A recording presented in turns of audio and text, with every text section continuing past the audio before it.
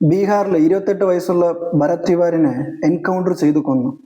ഭരത് തിവാരി ഒരു റേപ്പിസ്റ്റോ ഒരു ഗുണ്ടയോ അല്ല, ഒരു കേസ് പോലും ഇല്ലാത്ത സാധാരണ ഒരു മനുഷ്യൻ. പിന്നെ എന്തിനാണ് ഭരത് തിവാരിനെ കൊന്നത്? ബീഹാറിൽ ഭോജ്പൂർ എന്ന് പറഞ്ഞ ഗ്രാമം ഗംഗാ നദിയുടെ അടുത്താണുള്ളത്. അവിടെ മണ്ണിടിച്ചൽ കാരണം കൊണ്ട് തന്നെ അവിടുത്തെ കൃഷിയിടങ്ങളിൽ വെള്ളം കയറാറുണ്ട്.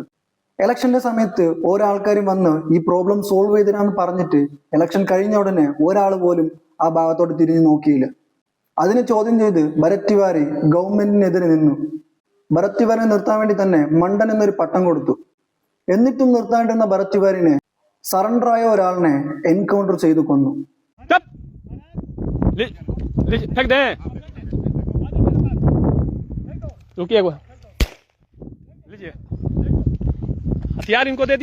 തന്റെ കയ്യിലുണ്ടായിരുന്ന തോക്ക് വരെ കൊടുത്ത് സറണ്ടർ ആയ ഒരാളിനെ എന്തിനാണ് എൻകൗണ്ടർ ചെയ്തത്?